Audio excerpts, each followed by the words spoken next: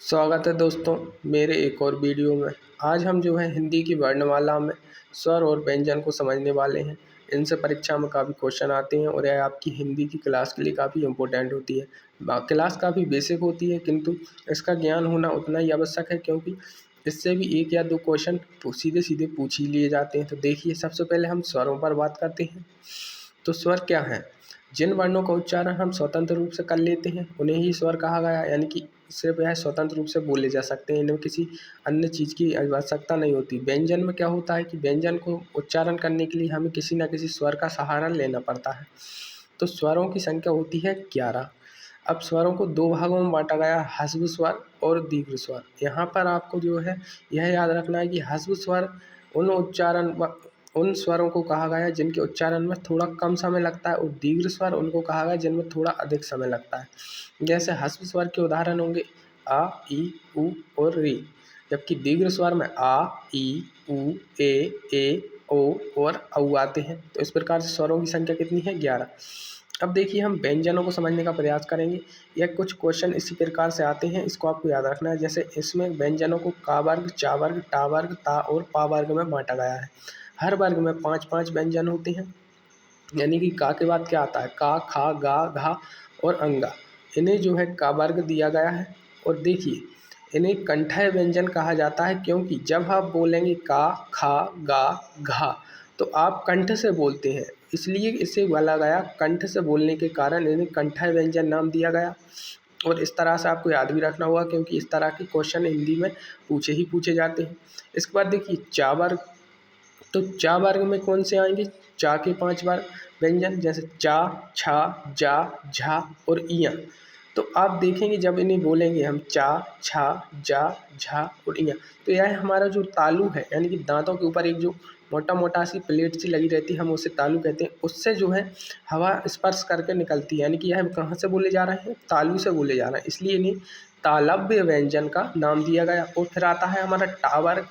तो टा, ठा, डा, ढा और ना। तो ये क्या होता है? हमारी जीभ जब हमारी मूर्धा, यानी कि हमारा जो माउथ का ऊपरी भाग होता है उससे टकराती है, तब जाके ये साउंड बनते हैं। आप एक बार अपने से बोलने का इन्हें प्रयास कीजिए, टा, ठा, डा, ढा और ना। इसलिए इसको हम मूर्धा कहते हैं, इसलिए इन्हें मूर्धन्य व्यंजन का नाम दिया गया। इसके बाद आता है ता वर्ग। अब ये जो ता वर्ग है, इसमें ता, था, दा, धा और ना आता है।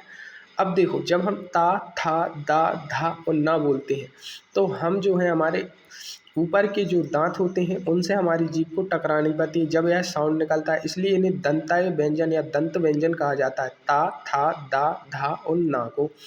इसके बाद अगला वर्ग है पा वर्ग, और इससे आप बहुत अच्छे से रिलेट कर पाएंगे।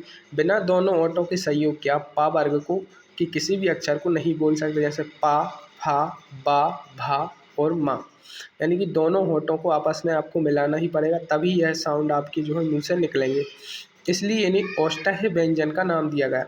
तो उम्मीद है आपको दोस्तों यहाँ से समझ आए होंगे कि व्यंजनों के ये वर्ग किस तरह से बांटे गए हैं और किस तरह से इनके नाम दिए गए। आप ऐसे भी यदि इन्हें याद नहीं रख पा रहे हैं तो आप ऐसे याद रखिए, जैसे जब आप का, खा, गा, घा, अंगा बोल रहे हैं तो आप कंठ से बोल रहे हैं, तो ऐसे आपको डायरेक्ट याद आ जाता है कि यह कंठाय व्यंजन है। चा, छा, जा, झा बोल रहे हैं, तब हम तालु का उपयोग कर रहे हैं तो आपको डायरेक्ट याद आ जाएगा तालव्य व्यंजन है।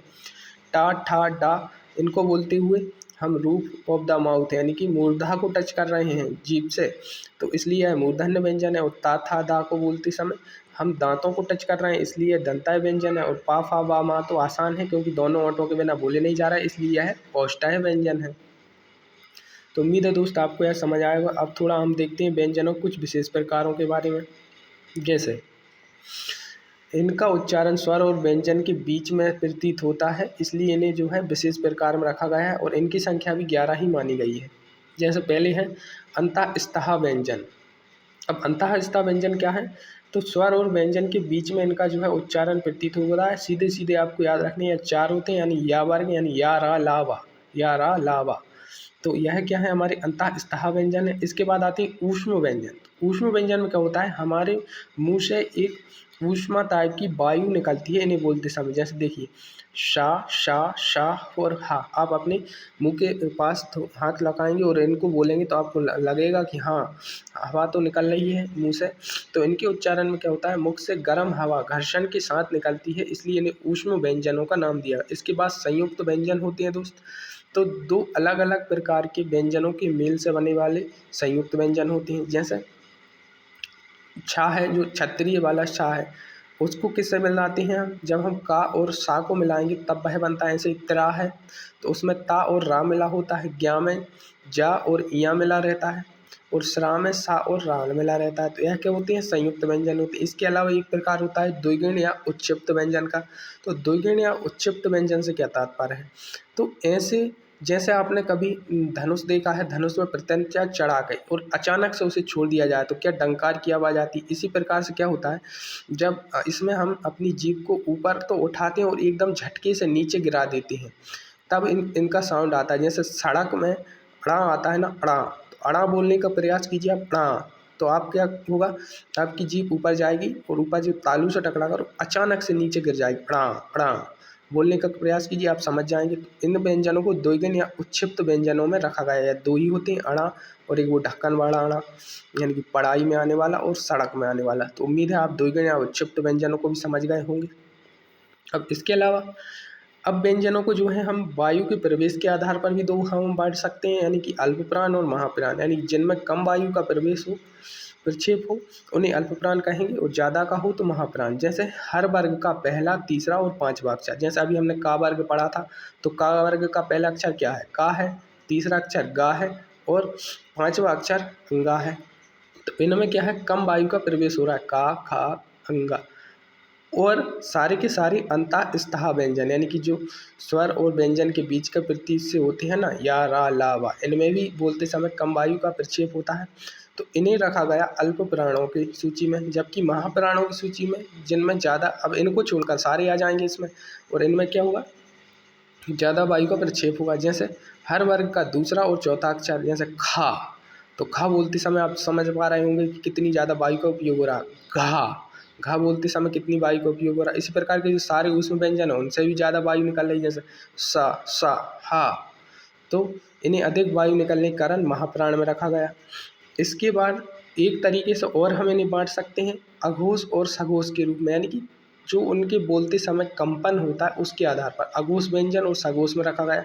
अघोष यानी कि हर वर्ग का पहला और दूसरा, यानी कि हर वर्ग का पहला, यानी कि का को रख सकते हैं और खा को रख सकते हैं, और साथ में सा सा और सा को रखा गया है। और सघोष में हर वर्ग का तीसरा, चौथा और पांचवा अक्षर आता है। इसी के साथ सारे के सारे स्वर क्या हैं, सघोष हैं। तो आपसे यह क्वेश्चन भी पूछ सकता है और यह पूछा भी जाता है, कई बार पूछा गया। सभी स्वर क्या होते हैं, तो सघोष होते हैं, इसको आपको याद रखना है। इसके अलावा या रा ला वा और हा भी क्या है, सघोष हैं।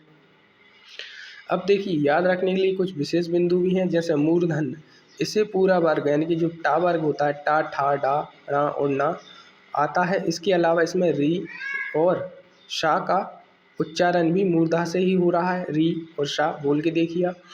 इसे याद रखने का सूत्र होता है ऋटूर शाणाम मूर्धा, ऋटूर शाणाम मूर्धा। ऐसे भी आप इसको याद रखने का प्रयास कर सकते हैं। तो उम्मीद करता हूँ आपको, वैसे तो वर्णमाला ऊपर ऊपर से हिंदी वर्णमाला सुनो तो काफ़ी अच्छा लगता है, लेकिन आप जब उसको गहराई से देखोगे तो उसमें क्या क्या होता है ये देखकर आपको काफ़ी अच्छा लगा होगा और अच्छे से समझ भी आया होगा। तो मिलते हैं आपसे अब अपनी अगली वीडियो में। आज के लिए बस इतना ही।